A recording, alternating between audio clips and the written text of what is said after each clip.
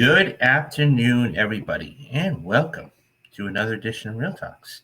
My name is David Steele. Um, it's happy to be back. um, Had to take about a week off because I am trying to get together some stuff for the show um, in general. So I am getting the podcast back up and running. So, what I've been doing for the past 3 or 4 days is I have been um, going through all of the old shows, and there are about, I think, 7 or 8 of them on there, and I'll be adding them, on a consistent basis. And I'm going to be putting all of the old shows. So, if you guys can't or don't want to watch YouTube or can't get there, you guys can go to your favorite podcast, posting place, whether it's iHeartRadio or Apple Podcasts or Spotify. And I will eventually put all this stuff on SoundCloud, and you guys can listen to it. So eventually, when I get all caught up, you guys will be getting the daily show um, in audio form. So that way, if you're at work or you're in the gym or you're out for a jog, you can just, pop it on and you'll have the show. So that was one thing that happened. The other thing too is my phone completely went haywire. So I was at the store all weekend, um, basically trying to figure out what was wrong. I went back like 3 times, ended up getting a new phone. So now I have to download all of the apps that I used to have on my old phone on my new phone. Luckily, all the pictures were saved, all the videos were saved, so that's good news. Anyways, we had a lot of stuff go on in the last 48, 72 hours. And something I want to talk about, maybe it will be a different video because I don't want this to go on too long, is what happened on Friday. So as everybody knows, maybe you don't know because you haven't looked at the wrap. So one of the writers actually dropped a huge spoiler and I'm not going to tell you what it is. So I don't want to spoil for anybody that's going to watch this. Dropped a huge spoiler for the upcoming movie Fast 10. And I have a lot of thoughts on why it happened now and when it happened and everything else. But I think I'm going to do a whole video for that because there is so much to go through. Anyways, let's jump right into today's show. Speaking of a lot of things to get to, we have 5 or 6 big stories to get to. So I figure we would just jump right into all that stuff. So the first story of the day, and kind of shocking to me, not shocking, is Guardians of the Galaxy. So everybody knew it was, and I said this before, okay, this was going to win 2 weekends. Okay, it was going to win the 5th and it was going to win the 12th. And I was right. But when I saw the amount of money it made over the weekend, I was really kind of I won't say taken aback by it, but surprised. And in a good way, in a very, very good way. Because it's one of those things where this just made a lot of money. But yeah, so it made a lot of money, and it's refreshing to see. It's refreshing to see. And when I always talk about box office and everything else, this is what a box office roughly should do for certain films. Um, and so we're gonna get to the article right now. And so this comes to us from the Hollywood Reporter. So James Gunn's band of galactic rascals are proving their worth at the box office as Guardians of the Galaxy enjoyed the second best weekend hold of any sequel in the MCU and the second best among any MCU title, according to final weekend numbers. For Marvel Studios and Disney, the threequel grossed an estimated $62.6 million from 4,450 theaters in its sophomore outing, a mere 47% decline and more than enough to crush the competition. That's up from Sunday's from 60.5 million estimate. In more good news, the pick crossed the $200 million mark domestically to finish Sunday with a cumulative total of $215.6 million. Overall, Guardians 3 took in another $91 million from 52 markets for a foreign tally of $315.6 million, including a pleasing $58.4 million from China and $530.9 million globally. Marvel movies have suffered larger than usual drops as of late, so Guardians 3 is welcome news for Kevin Feige's Marvel Studios. That includes February's Ant-Man and the Wasp: Quantumania, which fell off nearly 70% in its second weekend. Only 2 weekends, Guardians has rocketed past Quantumania's entire global total of $475.8 million. Before Guardians 3, only 5 films in the 30 plus MCU films or universe had fallen by 50% or less in their second weekends. The list is topped by Black Panther, which fell 45%, followed by the original Thor at 47%, Doctor Strange at 49%, Iron Man at 50%, and Avengers at 50%. The previous two Guardians movies each declined 55%. Holding at number two was Universal and Illumination's The Super Mario Bros. Movie, which grossed $12.6 million from 3,800 theaters in its sixth weekend for a domestic tally of $535 million and $1.21 billion globally, according to final weekend numbers. This week, Super Mario shattered another record when overtaking Minions to become the fourth biggest animated film of all time and the biggest Universal animated title, not adjusted for inflation. New offering Book Club: The Next Chapter only managed a third place finish with a disappointing $6.5 million from 3,500 theaters domestic, well behind the $13.6 million from the first book club in 2018. From Focus Films, the film star-studded cast also was an ensemble: Candice Bergen, Jane Fonda, Diane Keaton, and Mary Steenburgen. Book Club 2 is hoped to see a big bump thanks to Mother's Day. But complicating factors, including was a so-so B cinema score from audiences. The first picture earned an A- and unfavorable reviews. Also, in the age of streaming, older females remained a difficult demographic to win over. Among Friday's ticket buyers for Book Club 2, 73% were female, while 67% was age 45 or older, and nearly 50% were over 55. Holdover Evil Dead Rise continued to scare up good business for Warner Brothers, placing fourth domestically with $3.7 million for a domestic tally of $60.2 million. It earned another $6.7 million overseas for a cumulative total of $71.6 million and $131.8 million globally. Lionsgate: Are You There, God? It's Me, Margaret rounded out the top five with $2.5 million for a somewhat subdued $16.5 million. The news is notably worse for the weekend's other big player, Hypnotic, directed by Robert Rodriguez and starring Ben Affleck. The sci-fi thriller, which bombed at $2.4 million from 2,100 theaters, was good for sixth place finish. The movie marks the worst worldwide opening for Affleck's acting career behind Phantoms and Chile, not adjusted for inflation. It's also the lowest wide opening for a film directed by Rodriguez. Far more important, though, Affleck in his previous movie Air, which he directed and stars in, the acclaimed sports drama, comes to Prime Video this weekend after receiving an exclusive run in theaters in an unprecedented move for Amazon Studios.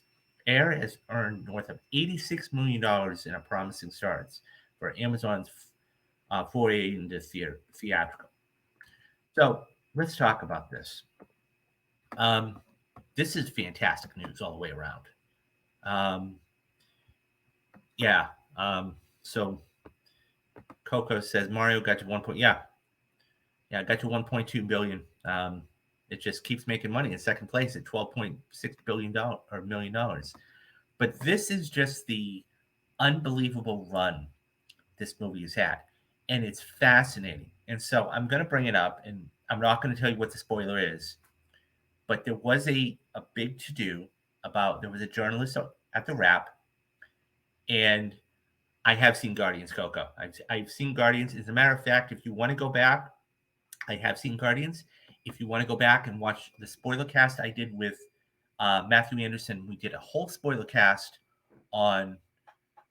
Yeah, yeah, no. Well, so he says that you thought Mario would plummet. I knew he was gonna. Yeah, I really did. I thought Mario was not going to do well. Well, shows you what I know. Um, so that being said, Guardians is just this is an amazing film. Just for the not only the simple success of what it's done, but how well it held. And I think that's the important thing here.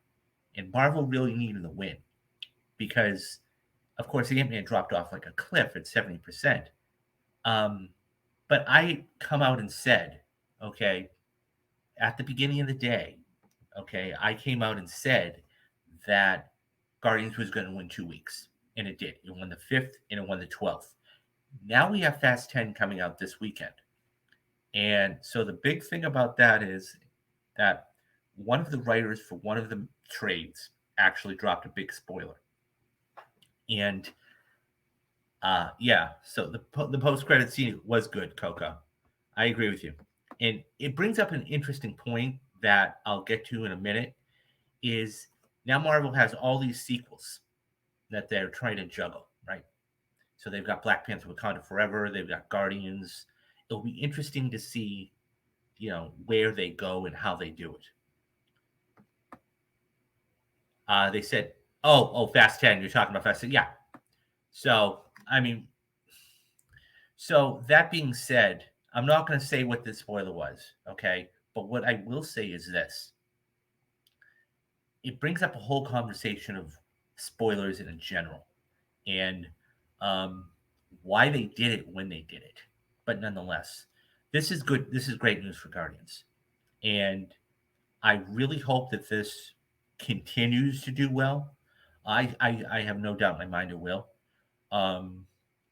So that being said, it should make 25 to 30, $35 million next week. I'm really happy for it. James Gunn and what he's done with this, and it was fantastic. I can't wait. I want to see it again. I do. The fact that Mario made almost $13 million, can we just talk about that for a minute? I mean, we all knew this was going to win, but almost $13 million? No, you're right, Coco. I was saying it wasn't going to do well. You're absolutely right. And it just keeps making money and money, and they can't print enough money for this. Anyways, I think that it's going to be fantastic. We actually have another story coming a little later on in the show about a film that's going to be making its release on streaming. So stay tuned for that in a couple of minutes. But yeah, so I mean, it's one of those things where I think that this is definitely a success, obviously. But moreover than that, I think that I can't wait. If it's this good here, I can't wait to see what it does on Disney Plus. So, I mean, you're talking about maybe by the end of the summer, maybe September, October. You're talking about this maybe on Disney Plus.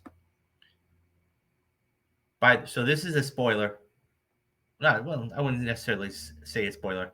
By the way, at the end when Groot says "I love you guys," he's not actually speaking. It's we've just been with the Guardians for so long, we understand him. Yeah, no, absolutely. James Gunn did a phenomenal job with this movie. He did a phenomenal job with it. And this is why his movies do so well. This is why his movies do so well. Because they're emotion. He hits on all of the nerves that you want. It's emotional. It's funny. I mean, I would say this, Coco. Okay. And I'd be curious to get your thoughts on this. Go back and yeah, I'm sure I have no doubt. Go back. So he says James Gunn explained it, by the way. He's right.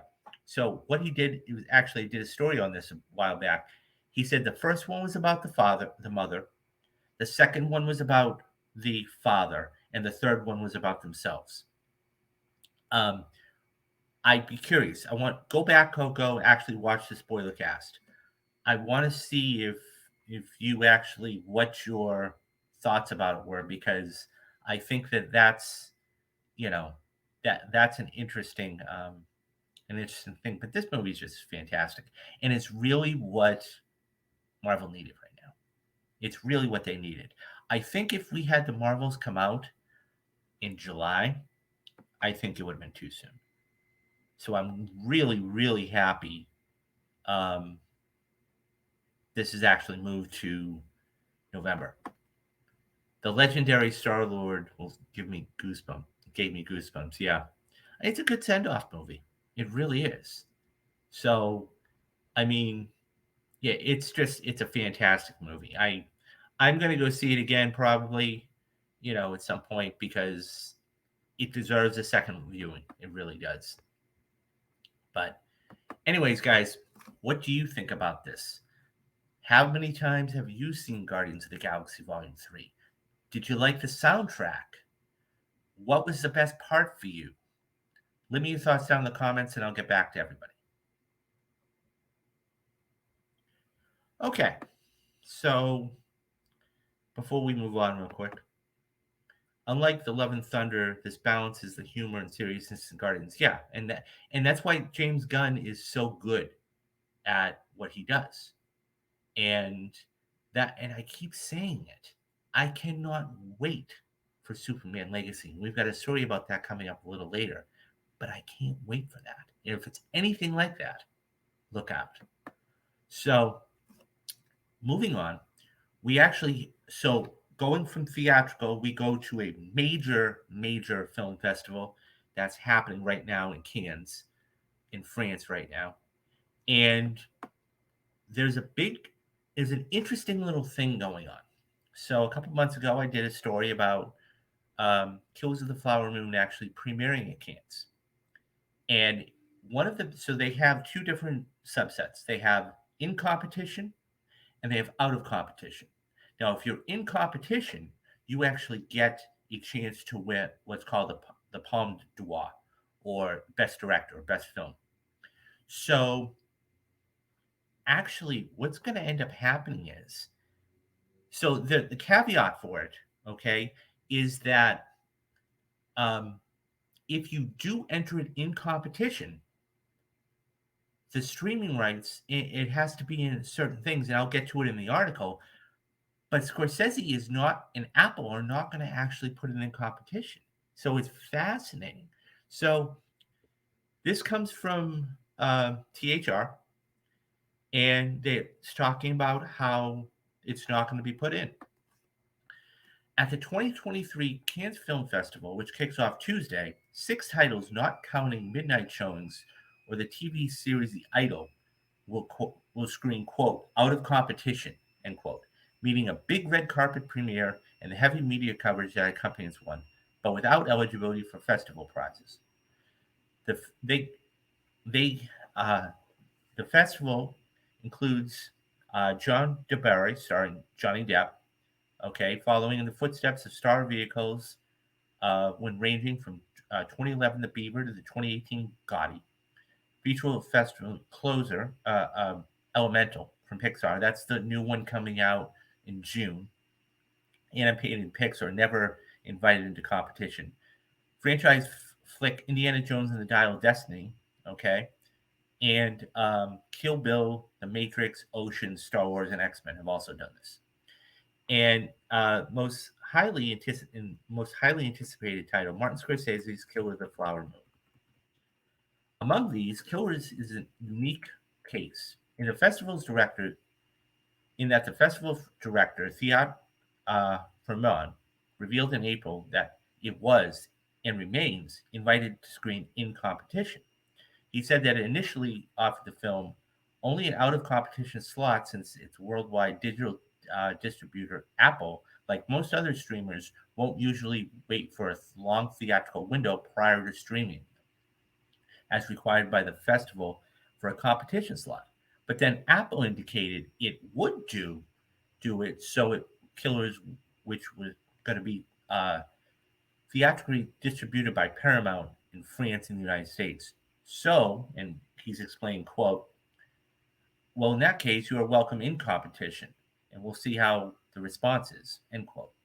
Scorsese, who had previously done a number of films at Cannes, both in competition and had won for including Taxi Driver, which won the Palme d'Or in 1976, and later in 1985 for After Hours. And out of competition for several documentaries, and Apple have opted not to take up his offer. That begs the question, why would a legendary filmmaker and a flush distributor armed with what he describes as, quote, an extremely long film, end quote, that drove him to tears and not want to screen in competition at the world's most prestigious film festival? Some filmmakers are adverse to the idea of competition. Woody Allen, for example, had brought more than a dozen films to Cannes, dating all the way back to 1979's Manhattan. 3 opened the festival, but none have played in competition. Allen explained in 2016, for any group to judge other people is one thing one should never do.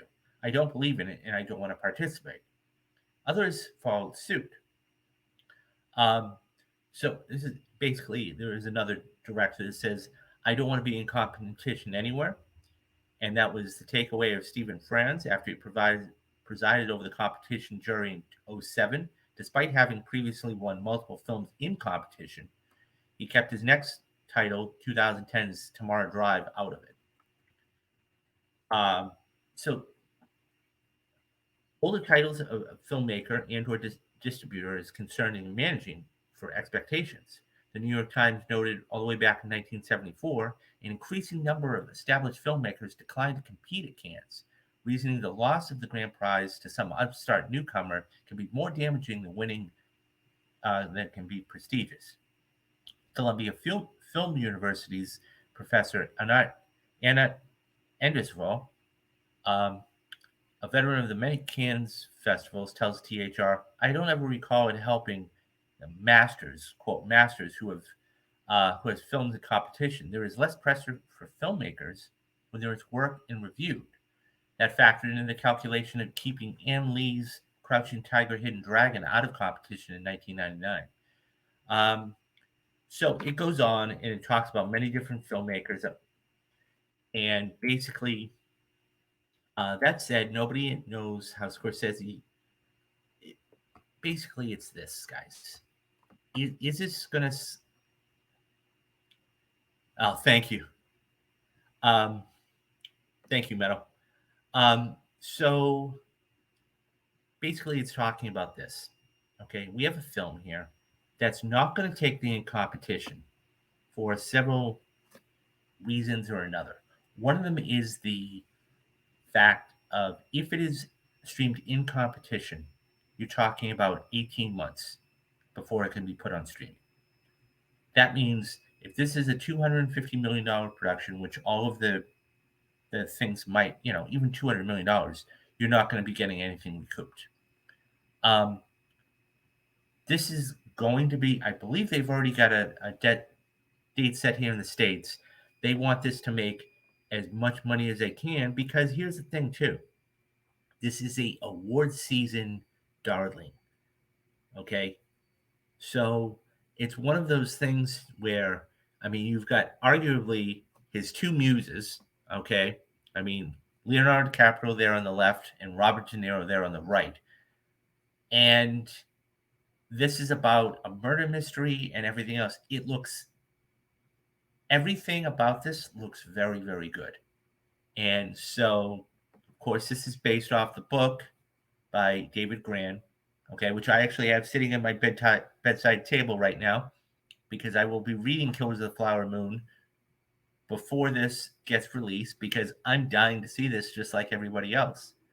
And I think that this is going to do well. But even if, let's face it, even if this doesn't do well monetarily, box office wise, this is going to get a lot of play at the award season. Mark my words, whether it's, the Golden Globes or the Oscars, this is going to all about the award season. So, all you got to do is look at The Irishman, right? The Irishman was 3.5 hours. And look how many nominations that got. Now, Did it win a lot of them? No. But it's just a simple premise of you had everybody coming together. Once again, you've got Leonardo DiCaprio, you've got Robert De Niro, you've got Brendan Fraser, you've got Lily Gladstone, you've got a bunch of people in this. I I can't wait. And the fact that it's been really kept under wraps, it's fascinating that we're talking about a film that nobody knows anything about. And unless you've read the book, which I will start doing momentarily, um, nobody knows anything about. So it's going to be interesting to see what Apple does and Scorsese does. I think that they're going to um, they're going to. It's not about money for Scorsese. It's not about arrogance. It's not about money. It's not anything like that. It's I just want this on as many eyeballs as possible. Anyways, guys, what do you guys think about this news about Scorsese not screening this in competition at Cannes? Do you think this is a loss for him, even though he's won before? Do you think this is a good thing because they're going to be able to make more money from this? Let me know your thoughts down in the comments and I'll get back to everybody. Okay, so we go from one serious movie to another. And this serious movie is going to be coming out in, I don't know, about a month or so. And I'm talking about Oppenheimer. Oppenheimer looks awesome. There's no other way to say it. Oppenheimer looks amazing. Anybody that's seen the trailer or trailers that are out, this is just Christopher Nolan. And I mean, nothing is ever going to get to The Dark Knight. I think that's his masterclass, personally speaking. I mean, Inception was very good. Memento was very good. Dunkirk was awesome. But I think The Dark Knight was amazing in its masterclass, in my opinion. But this is going to be when we're done talking about Nolan. I think we're done. This is going to be in his top 5 films. I really, truly, honestly believe that. And so this comes to us from Variety. And it says Christopher Nolan cast a lot of, quote, a lot of real scientists, end quote, as Oppenheimer extras. We have to be faithful to history, he says. Christopher Nolan revealed to EW that he cast a lot of real scientists as extras in Oppenheimer, a historical drama about theoretical physicist J. Robert Oppenheimer, the Manhattan Project, and the creation of the atomic bomb. The cast is full of stars such as Cillian Murphy, pictured there, Emily Blunt, Robert Downey Jr., Matt Damon, and Florence Pugh. So Blunt plays his wife, and but no one made it sure to bring in actual scientists for certain scenes to maintain the film's authenticity. We were in the real Los Alamitos when we had all these real scientists as extras, Nolan said. We needed a crowd of extras to give reactions and improvise, and we were getting sort of impromptu, very educated speeches. It was really fun to listen to. Nolan continued, you've been on sets where you get a lot of extras around, and they're more or less thinking about lunch. These guys were thinking about how the geopolitical implications of nuclear arms, and they knew a lot about it. It was actually a great reminder every day of we have to be really on our game, and we have to be faithful to the history here and really know what we're up against. Murphy added to Entertainment Weekly about the cast. Every day you had these phenomenal actors who were heroes of mine coming in. Every day you were having to raise your game to work with these legends. Everybody was so unbelievably well prepared. Every single actor, no matter what size their role or significance their character in history, each of them had the massive depth of knowledge that they could draw on. While Nolan brought in real scientists to start, Murphy did not concern himself too much with the science behind the atomic bomb when prepping to play Oppenheimer. Instead, he read everything he could about the man himself. I prepped by doing awful lot of reading, Murphy told The Guardian last year. I'm interested in the man and what it does to the individual. The mechanics, that's not really for me. I don't have the intellectual capacity to understand them, but these contradictory characters are fascinating. In his commitment to authenticity, Nolan also found a way to recreate atomic bomb explosions without using CGI. The filmmaker has always favored practical effects over visual effects. He even blew up a real plane for a Boeing 747 for Tenet. I think recreating the Trinity test, the first nuclear war weapon detonation in New Mexico, without the use of computer graphics was a huge challenge to take on, Nolan told Total Film Magazine earlier in this year. Andrew Jackson, my visual effects supervisor, I got him on board early on and was looking how we could do a lot of the visual elements of the film practically, from representing quantum dynamics and representing quantum physics to the Trinity test itself to recreating with my team Los Alamos up in a mesa in New Mexico in extraordinary weather, which a lot a lot of which was needed for the film in terms of the very harsh conditions out there. There were huge practical challenges. Oppenheimer is set to open in theaters nationwide July 21st from Universal Studios. Okay, let's talk about this because this is huge. The fact that they did this practically. Um, Florence Pugh might play his first wife for the lady he has as a side chick. Yeah. So I don't know exactly. I think she might be one of the scientists or the lady who left her husband. Um, I'm not sure. As a matter of fact, you know what? I don't know. I'm going to actually bring her name up, and I will tell you what her role is. And then, so yeah, I don't know exactly what the I could be wrong. So Florence Pugh is Jean Tatlock. That is her role. That is the name of her character. I don't know if she's a scientist, so you can Google her if you want. Um, but she is the lead. She is the lead there, so she's actually higher in the grand scheme of things. She's higher than Murphy, but nonetheless, I think she might be a scientist. But this looks outstanding. I think that when you talk about practical elements and how they're done, this is one of the biggest challenges. So we just saw Top Gun Maverick this last year. I had the privilege of going to a Q&A and watching Top Gun Maverick and going to a Q&A with Joseph Kosinski. And he talked about how Tom Cruise wanted to hold it because he knew it was going to be a moneymaker, and it was.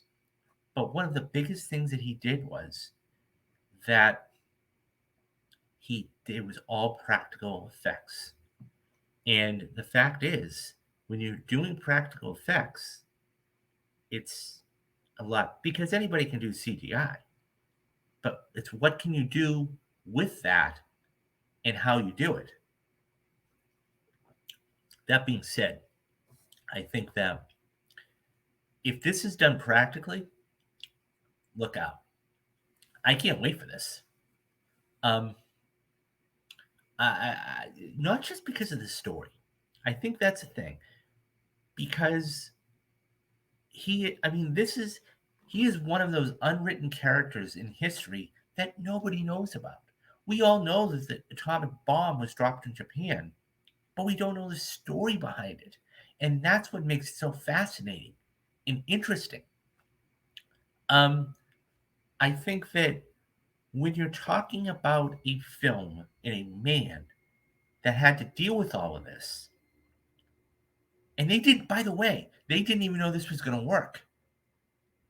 They didn't even know if this was going to work. And that's a big thing, too.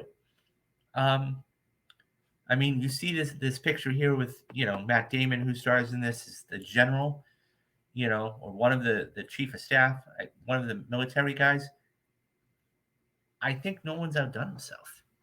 But getting back to the practical effects, the reason why they use practical effects in Top Gun Maverick is Tom wanted to make it look authentic. And that's what he's wanting to do here. He wants to make it look authentic. And when you do that, people go, "Oh wow, that's really cool." So if the acting is as good as the cast is, look out.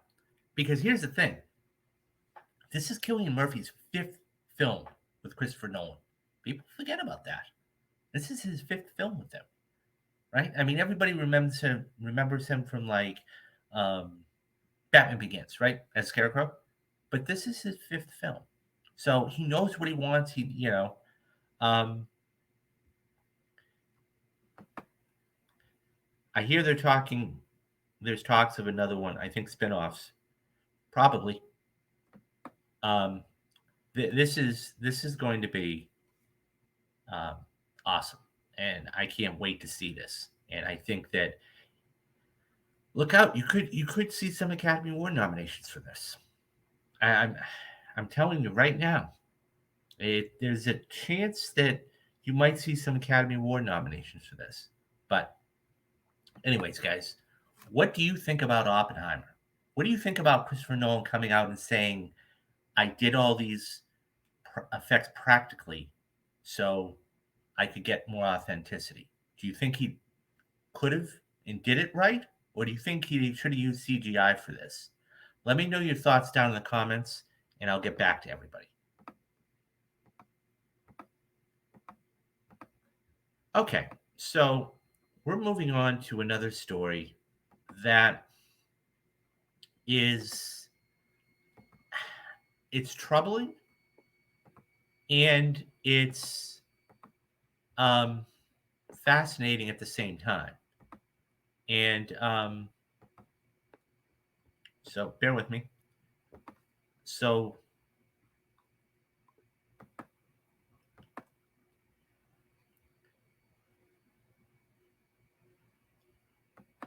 and I'm talking about Mission Impossible.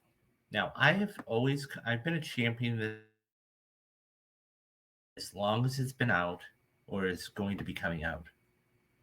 And I've been a champion because I can't wait to see this movie and everything else. And I think that when you hear stories, it's, a little troubling in um, how it was done. Okay. And the reason I bring this up is because Simon Pegg, of course, he's a fantastic actor and he's been in 4 or 5 of these. He told Deadline, quote, he kept his alcoholism secret on Mission Impossible set, reveals, quote, simple friendship with Tom Cruise. Simon Pegg has revealed how he previously hid his alcoholism from his cast and crew on the set of Mission Impossible. The actor who played IMF technical field agent Benji Dunn in the longtime franchise told the BBC's Desert Island Discs radio interview program that he suffered from a mental health episode during the filming of Mission Impossible 3 back in 2006 and turned to alcohol. You become very sneaky when you have something like that in your life. You learn how to do it without anyone noticing because it takes over. It wants it wants to sustain.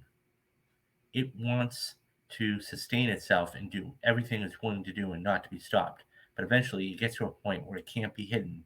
And that's when, thankfully, I was able to pull out of the dive. Pegg, who is now in recovery, also refers to his friendship with co star Tom Cruise in the interview, admitting he sometimes mocks a superstar for his unique level of fame and privilege it brings. We joke about it. I mean, I always make fun of him, about the things he can access. He kind of he kind of appreciates the ridiculousness of it sometimes. My relationship with him is just very simple and amicable, said Peg. It's always been a very easy relationship. I think when you realize when you meet the person rather than the thick of mythology that's built up around it, it's a different experience. I mean, he loves the fame and relishes it, but it's all he knows. It energizes and spurs him on. One subject remains off limits, however, between the pair. Asked if he discussed Cruz's faith in the Church of Scientology, Peg says, believing it would, quote, abuse my privileged access that I get to him, end quote. Okay. This is troubling to a certain number of things. Um,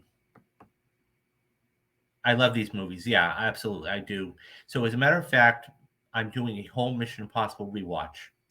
I just did the second one about a week ago or 2 weeks ago. You'll find that on the channel. I'll be doing Mission Impossible 3 very shortly. And by the time we get to July 14th, I will have done all the Mission Impossible rewatches. So go check that out if you really do. But I do enjoy that. But you're right. So, I mean, I love these movies. Love, love, love these movies. And when you go back and you look at the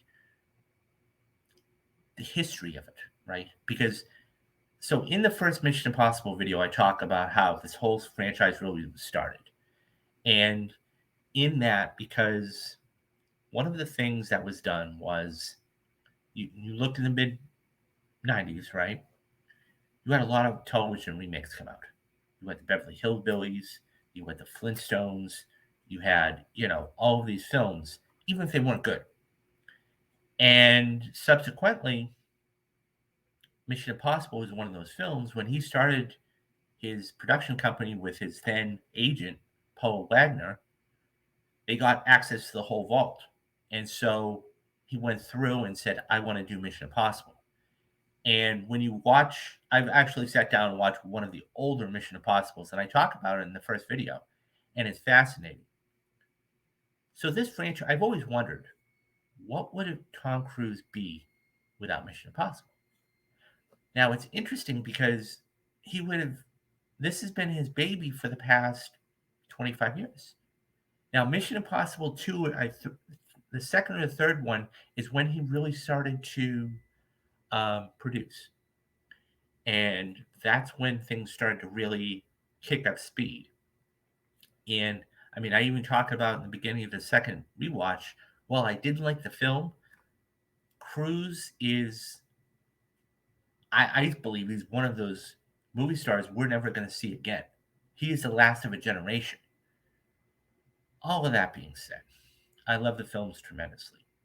But when I hear about this and somebody coming out and saying, I had to hide my alcoholism because of the stress, because of the troubleness of it, and could function barely.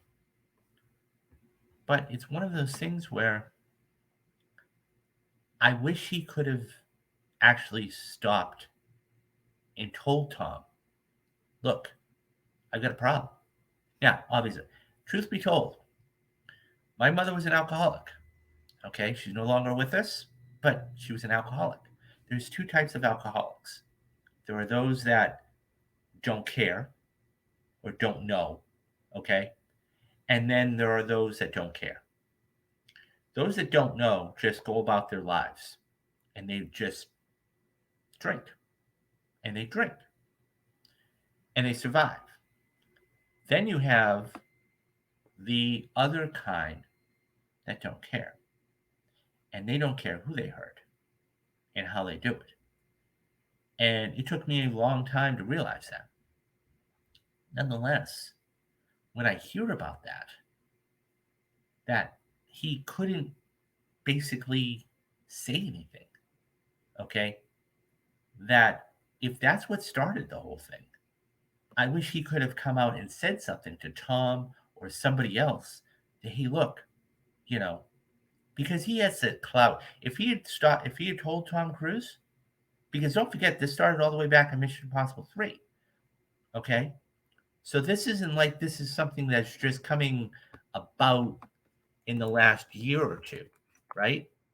Um, that being said, he could have very easily, 2006. 2006.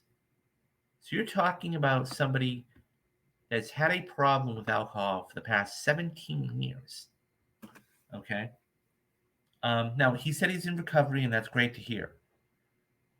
But, And the other key thing there I find is interesting is, he says the last line of the article, okay, says that the kid's about it and he likes about it, but Peg said that one subject remains off limits, however, between the pair. Asked if he discussed Cruz's faith in the Church of Scientology, Peg said not, believing it would, quote, abuse my privileged access that I get to him. Well, here's the thing. Anybody who believes that they're, uh, you know, going to get, I don't know, they're abusing the privileged access, they don't need to be around. I'm sorry. Because nobody is better than anybody else. Just because he's more famous than Simon shouldn't, as a matter of fact, he should want to help him, right? He should want to do all these things. And I think that, you know, Cruz not talking about Scientology, fine. Your faith is your faith. But don't ever believe that it's going to jeopardize your friendship with somebody. And if it does, you need to walk away. Okay? Because at the end of the day, it's just a job. So, I mean, I think Simon Pegg would have still been would still be known, and he's done several other roles if it weren't for Mission Impossible. But to believe it might damage your access, privileged access, no, I'm sorry. That's just wrong on every level, because it's one of those things where nobody is better than the other. I hope that he continues to um, stay clean, and I'm sure that after that, I think he will. I have no doubt in my mind. Um, it's kind of a troubling thing to see, though, and it is what it is. Anyways, what do you think about Simon Pegg's comments? Do you are you? I don't even know what to say. No, but seriously, what do you think about his comments coming out now, all these years later, about him being an alcoholic? Do you think that Tom Cruise had a duty to stop Simon from hurting himself? Let me know your thoughts down in the comments. Okay, so let's go on to something a little more cheery, shall we?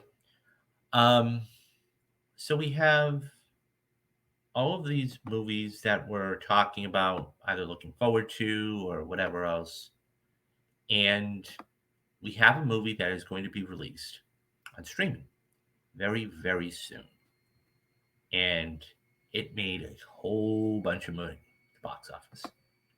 And I'm talking Avatar: The Way of Water. So this. I can't believe this has been 6 months now since it actually started. But that being said, this is finally going to get released on streaming, and um, it's awesome. I mean, I went to see it in 3D. Go back and watch the spoiler cast I did with Kyle. When he was on the channel, he's seen it like, I don't know, 6 times. But it's a phenomenal movie. And here is the story. Now, this comes from the Wrap, and it says Avatar: The Way of Water to make streaming debut on Max and Disney Plus in June. Ready to dive into the ocean of Avatar: The Way of Water? The James Cameron directed epic, will currently the third highest movie of all time, will be making its streaming debut on Max and Disney Plus on June 7th. The long-awaited sequel to Cameron's Avatar, which was released back in 2009, hit theaters this past Christmas and almost immediately became a runaway success. The sequel, which once again will star Sam Worthington, Zoe Saldana, Sigourney Weaver, and Stephen Lang, saw our heroes from the first film, now with a family, hiding in so now with the family hiding out in a tribe of Navi devoted to the water of Pandora. And of course, the villains from the first movie, now regenerated, even though they're more into a more lethal Navi avatars, catch up with our adorable Sully family, and all hell breaks loose. With more than a decade between the original and the sequel, and a running time of over 3 hours, Avatar: The Way of Water was far from a sure thing. But given how good the movie was as an eye popping visual thrill ride, and how emotional it resonates, its themes were about animal rights, sacredty of family, and the importance of protecting our oceans, Avatar: The Way of Water quickly became a box office behemoth. It was later nominated for several Academy Awards, including Best Picture. It took home the Oscar for Best Visual Effects, and it was genuinely next level effects in the animation. I always kid. I said if that didn't win visual effects, there needed to be an investigation. Since opening around Christmas, Avatar: The Way of Water played in theaters and has done well. Disney even didn't even release the movie for digital download until the end of March, and they still haven't set a physical release date for the movie, which is odd considering it will undoubtedly be reference Blu-ray for reference quality 4K Blu-ray release. Earlier, James Cameron movies like The Abyss and True Lies were never released on Blu-ray, let alone 4K Blu-ray. The original Avatar has never made it to 4K despite an upscale theatrical re-release launching last fall. The reason why the reason that Avatar: The Way of Water will be arriving on Disney Plus and Max, the rebranded HBO Max, stems from a long-standing agreement between 20th Century Fox, which Disney acquired in 2019, and the Warner Brothers Discovery-owned streamer. This has caused some much needed much. This has caused much condensation in the past, with some 20th century movie titles made by Disney going straight to Hulu just to work around the need as those titles to be delivered to HBO Max. Other joint HBO Max Disney debuts included Steven Spielberg's West Side Story. Mercifully, the agreement between 20th Century and HBO Max ran through the end of 2022. So Avatar: The Way of Water will be the last Disney-owned 20th century movie to go up on a competitor platform first. The next Avatar sequel is scheduled for Christmas of 2024, and it can't come soon enough. Okay, let's talk about this real quick. This is huge. It's huge, huge, huge. If there hadn't one visual effects, as I said, there needed to be an investigation. This is finally coming to Disney Plus, as it should be. And the other thing too is it's interesting that it's going to Max, as it's called now. I think that at the end of the day, it's going to be interesting to see which streamer actually has more watch time. Is it going to be Is it going to be Max, or is it going to be Disney Plus? Because I think that if this is one of those things where Max gets a huge bump, and it will get a huge bump, I think that they're going to try and do something. The agreement's run out. We know that, but it's just, I think that at the end of the day, I'll be curious to see which streamer gets the more view time, because I think to be honest with you, I think it's going to be Disney Plus, because not many people, more people know Max or HBO Max or whatever it's going to be called, Max, for movies. Not to say this isn't a movie; it absolutely is. Look, third all time grossing. It's I think Disney is this is going to get a lot more play on there than it will, and I'll be curious to see how long it's on there for. Right? Is it only on there for 3 months? Is it on there for 6 months? Um, I think Disney will keep this on for as long as they can, whereas I think Max will do it for a set period of time, and that's it. So, but this is huge. This is huge, and Cameron just outdid himself. I mean, when I went to see it in 3D, I was blown away. Now, I thought the story was okay. It was a little bit of a rehash, but visually, unbelievable. And look out next year because when this gets to be, when we're coming up on Christmas of next year, this is going to do a whole bunch of money. So, anyways, what do you guys think about Avatar: The Way of Water finally being released on streaming? Is this something you've been looking forward to? Where are you going to watch it? Are you going to watch it on Disney Plus? Are you going to watch it on Max? How many times are you going to watch on streaming? How many times did you see it in the theater? Let me know your comments down in the comments section, and I will get back to everybody. Okay, so the last story of the day, and I'm going to bring some of this stuff up. So basically, we have a movie. See if I can find it.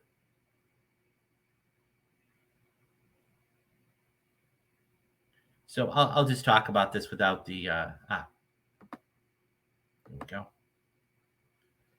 I'm just going to show you the one picture of it, and that's it. So there's a movie coming out. Speaking of James, we're going to start the episode with James Gunn, and we're going to end the episode with James Gunn. So now that he's done with Marvel, he is going to be the co-CEO of Disney Studio, or not Disney, DC Studios. And his first film is going to be Superman Legacy. So what we know about this is, and everybody's been fan casting, and he's been on Twitter and he's been very vocal about who he's wanted to see it, or not see it, but play it. Or let me rephrase that. He has been vocal about casting because he was prepping casting and everything else. He didn't necessarily have people he wanted to play it. So now it's actually catching up. So this comes from the THR, and searching for Superman inside the quest to cast DC's new top hero. The quest for James Gunn's Superman is up, up, and away. Casting for Superman Legacy, the feature meant to kick off Gunn and Peter Safran's much vaunted first chapter of DC Studios, is hitting a crucial phase with a short list of names bubbling up for the role of Clark Kent, Lois Lane, and even Lex Luthor. David Coruscant, who recently played the ill-fated projectionist opposite Mia Goth in Pearl, is among the top contenders to play Kent, aka Superman, advancing to the screen test that will likely take place after Memorial Day or in early June, multiple sources tell the THR. Two other contenders may also be in the mix, but their identities remain unknown. Jacob Eleanor, the sought-after star who broke out in the resident villain on HBO Max's Euphoria, is another name at the surface for the role of Kent, but sources say he never submitted himself into the ring. British stars Tom Brittney and Andrew Richardson were also in the early mix.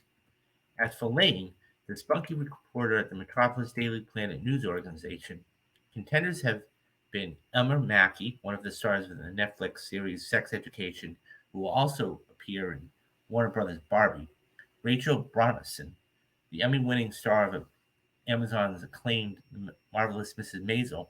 She actually started out, one of her earlier roles was in House of Cards. Bridgerton's actress Phoebe Dry and Samara Weaving, last seen in Scream 6. It is unclear who is advancing onto the testing stage.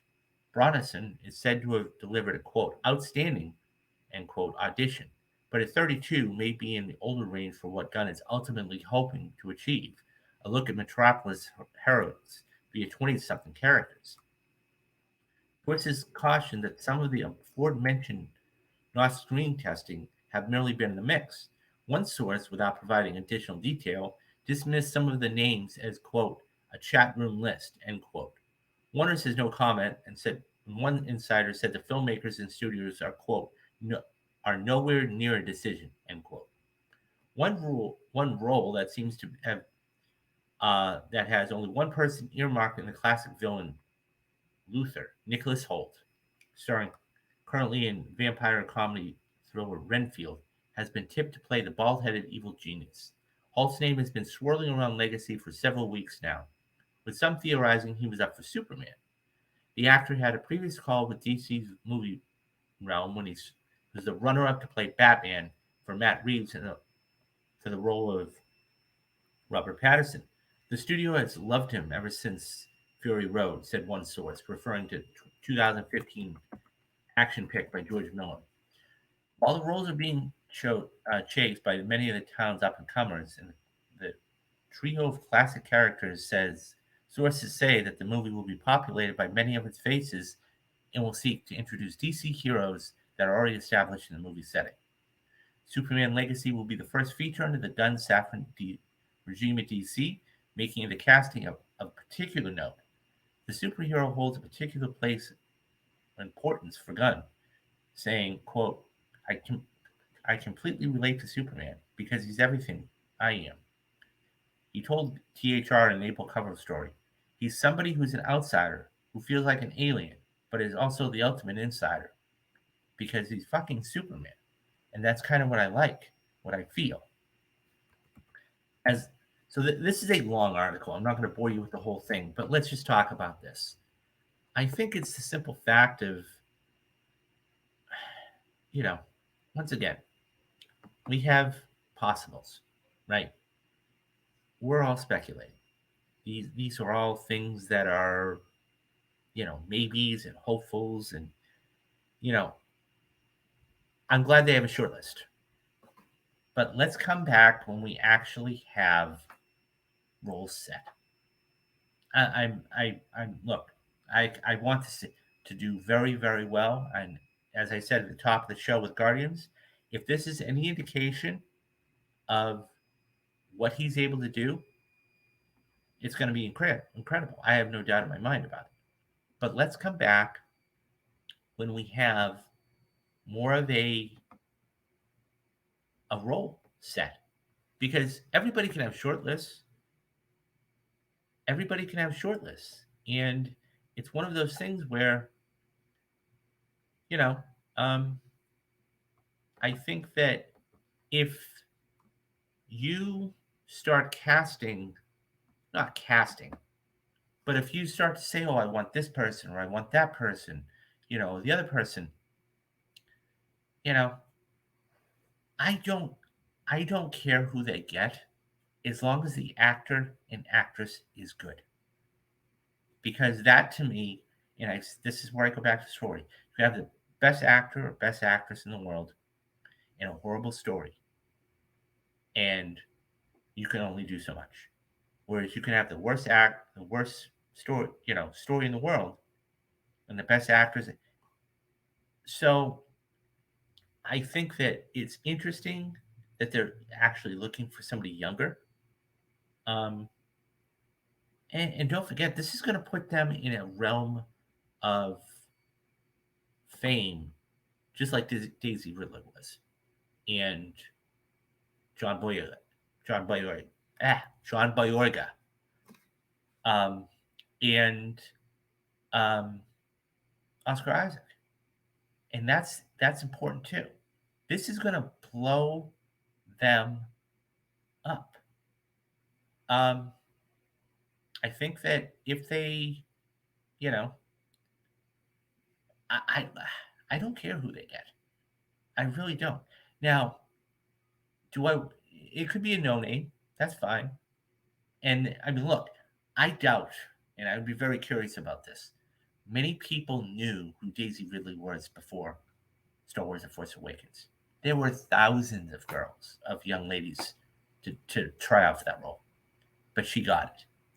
She's a worldwide name now, right? I think that when you get this kind of role, it obviously makes you, you're world famous. But I mean, Nicholas Hart, I loved him in the menu. Now, truth be told, I haven't watched a lot of his stuff. I hope, part of me hopes he gets this role deep down inside because I did a story a couple months ago. Anybody can go back and watch the piece. He's, as it made mention, the Batman. He missed out on a huge role on the last couple of Mission Impossibles. The menu was fabulous. I loved him in the menu, but I really hope he gets this. So I don't care who they get for the actress, though. I really don't. So it is what it is. Let's just when they come back and they have better, um, they have a short list. But when they're about ready to cast, then we'll find out. And you're probably not going to hear anything until I wouldn't be shocked in the next month or so. I mean, they said Memorial Day, so look for something around the end of May, maybe even June. So we'll see what happens. Anyways, what do you guys think about this whole short list of casting for Superman? Do you have somebody in mind that you'd like to see play Lois Lane, Superman, and Lex Luthor? Leave me your thoughts down in the comments and I'll get back to everybody. Okay, so that's it for today's show. It's a longer show than usual. And so couple of things. I think I'm going to be hosting a space later on tonight about what happened with the spoilers on Fast 10 because I have a lot of thoughts about it and I want to get them out. And making a video is just, it's not, I don't think that's the way to go. Anyways, so beyond that though, if you actually do want to follow me on Twitter, though, you can follow me. It is okay. So I don't have it here, but so I will put it in the chat, and that way, that is the Twitter address, and come follow me there. I'm always on uh, Twitter talking about movies or in spaces or doing spaces or whatever. That being said, so there's a couple of things you can do to support me, guys. Number one is Patreon. I have yet to record this month's Patreon, but I will do that shortly. So there is Mob Mondays and there is Rewatch Wednesdays. Mob Mondays is $5 a month. You get just that video. Rewatch Wednesdays is $10 a month. You'll get both videos.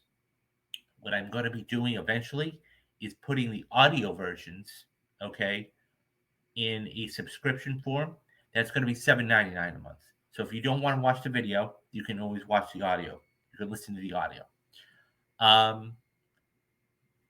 Number two, I'm trying to get a store going as it stands. I have a couple of things I want to put in. And once that is done, you'll be able to go on the page and look at that. And that's another way you can support me. Memberships, I only have the one level of memberships right now. It's $2.99 a month. It's very cheap. I understand money is tight with everybody right now.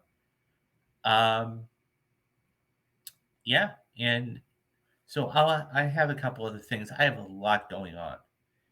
Don't forget, guys, we've got the Mission Impossible rewatch series, as I made mention of. I'll be doing episode 3 probably in the next couple weeks. We've got the flashback, or not the flashback Fridays. That's another show that I did that I'm actually starting to want to get back up and running. The audio podcast is Marvel movies. That's a whole other thing. But yeah, so that's all I have today. So stay tuned, guys. And we got spoiler cast coming up. We got the perfect movies coming up. June will be the Dark Knight. So stay tuned for that. Bunch of stuff. So anybody that's popped in here or has been in here before, take a couple minutes, hit that like, hit that subscribe button. It does wonders for me and YouTube and everything else. It gets everything out there. And yeah, so I will be trying to get these podcasts out, in a relatively quick form. mostly weekends because that's when I'm not, do the show Monday through Friday. So, okay, guys. So, do the three things you need to do: be safe, be careful, and have a great rest of the day. I'm David Steele, and you have been watching Real Talks. Bye bye, guys.